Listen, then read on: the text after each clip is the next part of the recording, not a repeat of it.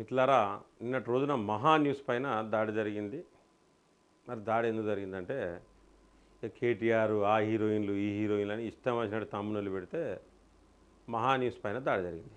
మరి ఇటువంటి తమ్ముళ్ళు పెట్టినప్పుడు రాష్ట్ర ప్రభుత్వం గనక సరైన సమయంలో గనక స్పందించి ఇటువంటి తమ్ముళ్ళు పెట్టద్దు అని క్లియర్గా ఇన్స్ట్రక్షన్స్ ఇచ్చినా మానిటరింగ్ చేసినా ఇటువంటి దాడి అనేది జరగపు. అంటే నిన్న జరిగిన మహా న్యూస్ కార్యాలయం పైన జరిగిన నిన్న దాడిలో రేవంత్ రెడ్డి ప్రమేయం ఉన్నట్టే, ఇందులో నో డౌట్. ఈ రేవంత్ సర్కార్ ఉన్నట్టే, ఈ ప్రభుత్వం ఉన్నట్టే, ఈ ప్రభుత్వం దగ్గరుండి ఇలాంటి దాడులను చేయిస్తున్నట్టే. ఎందుకంటే తమ్ముళ్ళు ఏది పెడితే అది పెట్టద్దు. మాకు నచ్చదు కేటీఆర్ కథలు, మాకు కూడా నచ్చాయి. కొన్ని ఏం పెట్టాలి ఏం పెట్టద్దు అనేది కొంచెం చూసుకోవాలి. తమ్ముళ్ళు పెట్టేటప్పుడు చూసుకోవాలి. చిన్న చిన్న ఇష్యూస్ బాగా పట్టించుకుంటాం మనం, ఇటువంటి పెద్ద ఇష్యూస్ పట్టించుకోం. సో రేవంత్ సర్కార్ రంగంలోకి దిగలేదు. రేవంత్ ప్రభుత్వం ఈ యొక్క తమ్ముళ్ళు ఇష్టం వచ్చినట్టు రేవంత్ ఈ యొక్క గజ్జల లక్ష్మీకాంతమైన అయినా మాట్లాడిండు. ఈ రూమ్ నంబర్ల గా రూమ్ నంబర్లు ఉన్నాడని ఇష్టం వచ్చినట్టు మాట్లాడి దానిపైన రేవంత్ రెడ్డి చర్యలు తీసుకోలే. రేపు పొద్దున ఆయనకు కూడా గన్మెన్లను పెట్టండి. ఈ యొక్క బీఆర్ఎస్ వాళ్ళు దాడి చేసే ప్రమాదం ఉన్నది. గన్మెన్లు చుట్టుపక్కల ఒక 10-20 మంది గన్మెన్లను పెట్టి నడవమని చెప్పండి గజ్జల లక్ష్మీకాంతం కూడా. ఎందుకంటే ఇటువంటి దాడులు ఎందుకు జరుగుతాయంటే ప్రభుత్వం చర్యలు తీసుకున్నప్పుడు ఇటువంటి దాడులు జరిగే అవకాశాలు ఉంటాయి. జనరల్గా గతంలో పాతకాలంలో నక్సలైట్ ఎట్ట పుట్టిరండి. ప్రభుత్వాలు చర్యలు తీసుకోకపోతే దొరల పెత్తనం పైన ఖచ్చితంగా నక్సలైట్ లాంటి వాళ్ళు ఉద్భవించారు అప్పుడు. కాబట్టి ఇప్పుడు మరి చాలా మారింది, వ్యవహారం మారింది, సోషల్ మీడియా పెరిగింది. ఇటువంటి క్రమంలో ఇప్పుడు మరి ప్రతిదీ చిన్న చిన్న ప్రతి తప్పును కూడా ఈ సోషల్ మీడియా చూపిస్తూ ఉన్నది. ప్రతి ఒక్క యూట్యూబ్ ఛానల్ చూపిస్తూ ఉన్నది.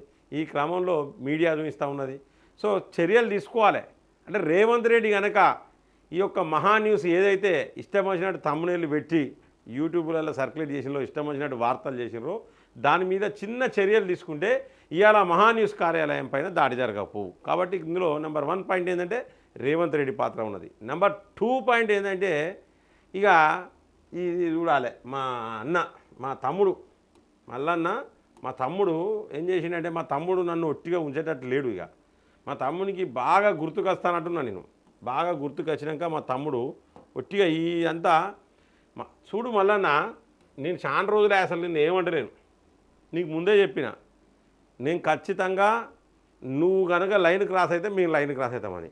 ఇది మహా న్యూస్ ఆఫీస్, ఇది క్యూ న్యూస్ ఆఫీస్ అండి. ఇదంతా క్యూ న్యూస్ ఆఫీస్లో ఈ షో ఇదంతా. వీళ్ళు మహా న్యూస్పై దాడిని ఖండించిన బీసీజేఏసీ అట. బీసీజేఏసీ ఎక్కడున్నదో మరి ఆ JAC, BCJAC Jack joint action committee, బీసీలకు సంబంధించిన మాకు ఒక జాయింట్ యాక్షన్ కమిటీ ఉన్నదనే సంగతి తెలియజెప్పిండు మల్లన్నకు మధ్యలో కప్పిర్రు. ఇటో ముగ్గురు అటో ముగ్గురు అని మంచి ఇట్లా డిజైన్ లెక్క నిలబెట్టిర్రు. ఇక ఫోటో కొట్టిర్రు, వీడియో చేసిర్రు. మరి ఈ బీసీ నాయకులను అడుగుతానా, ఎవడో మహా న్యూస్ వాడు ఇష్టం వచ్చినట్టు తమ్ముళ్ళు పెట్టి ఇష్టం వచ్చినట్టు చేస్తే కార్యాలయం మాత్రమే బలకు కొట్టిర్రు.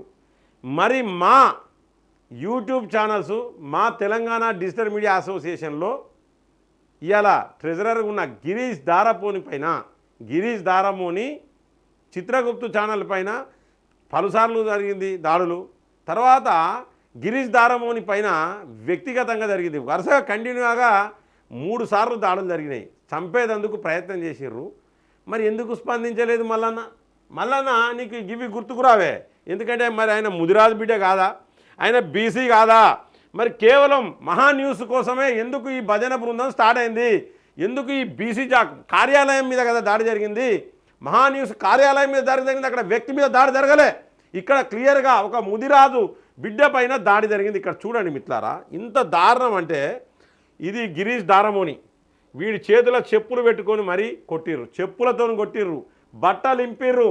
ఇంట్లో వాళ్ళ ఫ్యామిలీ ముంగట, వాళ్ళ భార్య, వాళ్ళ పిల్లల ముంగట, వాళ్ళ తల్లిదండ్రుల ముంగట మొత్తం బట్టలు ఇప్పి తొక్కిర్రు. ఇష్టమైనట్టు చంపేందుకు ప్రయత్నం చేసిర్రు.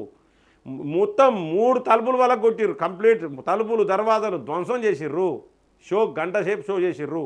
ఇద్దరు కానిస్టేబుల్ల మీద దాడి చేసిర్రు. 100 మంది వచ్చిర్రని క్లియర్గా ఫోన్ చేస్తే వచ్చింది ఇద్దరు కానిస్టేబుళ్ళు, పంపింది ఇద్దరినే కానిస్టేబుల్లను.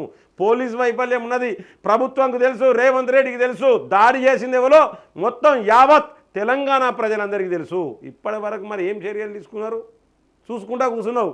నేను దాడి చేస్తా, బట్టలు ఇప్పి కొడతా, వాడు యూట్యూబ్ ఛానళ్లను బొందబెట్టాలి అనే కసితోని పైశాచిక ఆనందం పొందిన ఈ రేవంత్ రెడ్డికి చెప్తా ఉన్నా.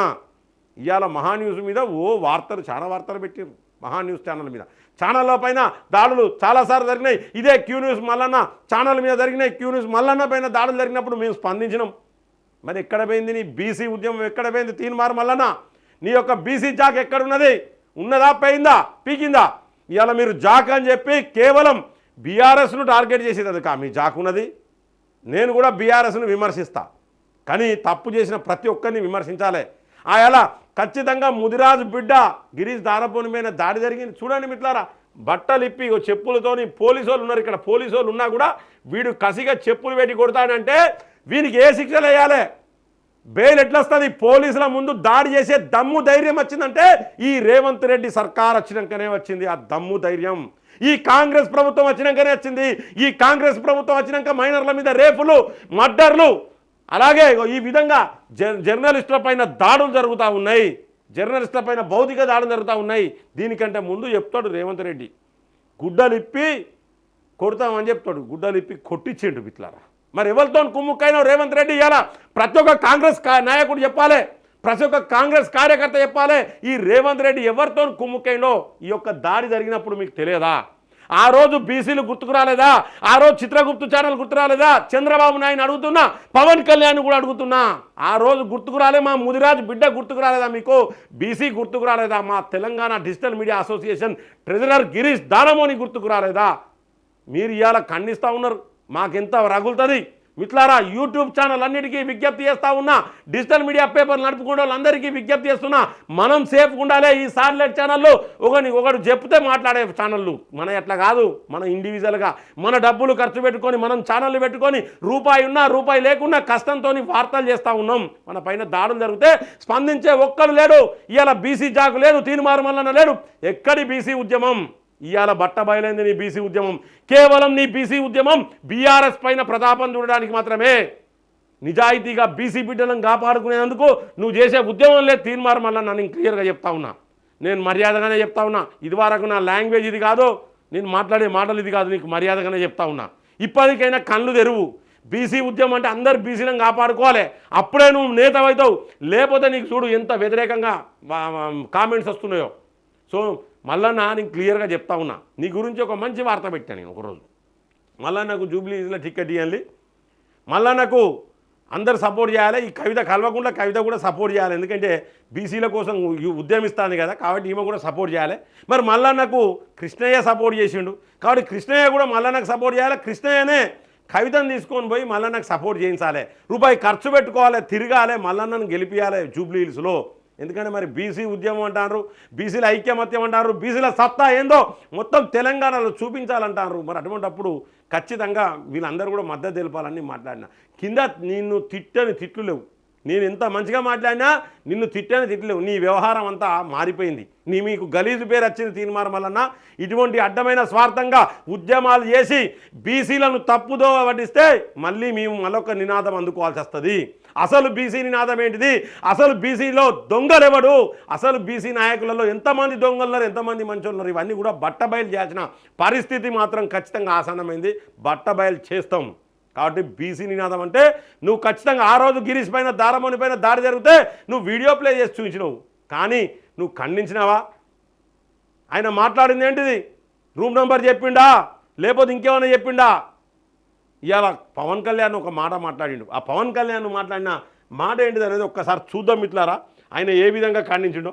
నారా చంద్రబాబు నాయుడికి ఇబ్బంది అయింది, తెలంగాణలో హైదరాబాద్లో దాడి జరిగితే నారా చంద్రబాబు నాయుడికి ఇబ్బంది అయింది, లోకేష్ నాయుడికి ఇబ్బంది అయింది, ఎక్కడో ఉన్న పవన్ కళ్యాణ్కి ఇబ్బంది అయింది, ఇక్కడ ఉన్న తీన్మార్ మల్లన్నకి ఇబ్బంది అయింది. కానీ ఇక్కడ యూట్యూబ్ ఛానల్ నడుపుకునే ఒక వ్యక్తి గిరీష్ దారమోని దేశం కోసం, ధర్మం కోసం, హిందువుల కోసం, హిందువుల ఐకమత్యం కోసం పోరాడే వ్యక్తి పైన దాడి, భౌతిక దాడి జరిగి చెప్పులతో కొట్టి చెప్పుల దండలేసి పిల్లల ముంగట తల్లిదండ్రుల ముంగట కస్స దొక్కుతే కనికరం లేని వీళ్ళు మనుషులేనా?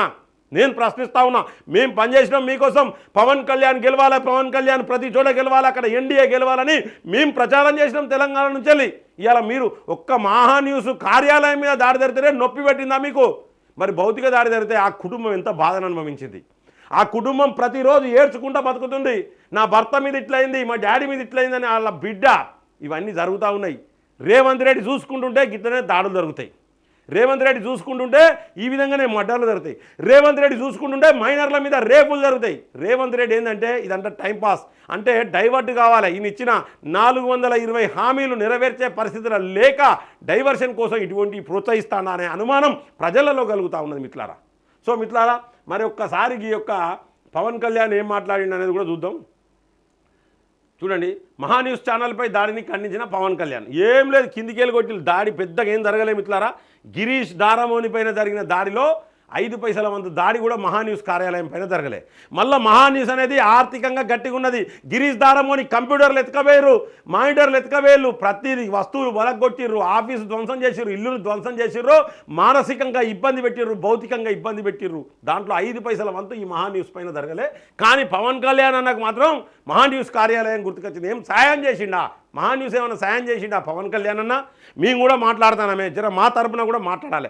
లేకపోతే అన్న ఈ ఎన్డీఏలు ఇవన్నీ కూడా మేము పట్టించుకునే పరిస్థితులు లేము. నేను తెలంగాణ డిజిటల్ మీడియా అసోసియేషన్ అధ్యక్షునిగా చెప్తా ఉన్నా, ఇవన్నీ మేము పట్టించుకునే పరిస్థితుల్లో లేము. మీరు ఇటువంటి స్టేట్మెంట్లు ఇచ్చే ముందు మరి గతంలో గిరీష్ దారమోనికి జరిగిన దాడిపైన కూడా మీరు ఖచ్చితంగా ఒక సమావేశం ఏర్పాటు చేయాలి. ఖచ్చితంగా తీన్మార్ మల్లన్నకు కూడా చెప్తా ఉన్నాం, బీసీ జాయింట్ యాక్షన్ కమిటీకి కూడా చెప్తా ఉన్నాం. మీరు కనుక గిరీష్ దారమోని పైన జరిగిన దాడిని ఖండించకపోతే మీ జాకేందో, మీ తీన్మార్ మల్లన్న ఏందో, ఈ పవన్ కళ్యాణ్ ఏందో, ఈ చంద్రబాబు ఏందో, ఈ లోకేష్ నాయుడు ఏందో, ఈ ఎన్డీఏ ఏందో, దీని కథ ఏందన్నది చూస్తాం ఖచ్చితంగా. ఇందులో నో డౌట్. ఎవరు ఏమనుకున్నా 5 పైసల వంతు డౌట్ లేదు. ఖచ్చితంగా మేము టీడీఎంఏ తరఫున గిరీష్ దారమోని పైన జరిగిన దాడిని ఖండిస్తాం.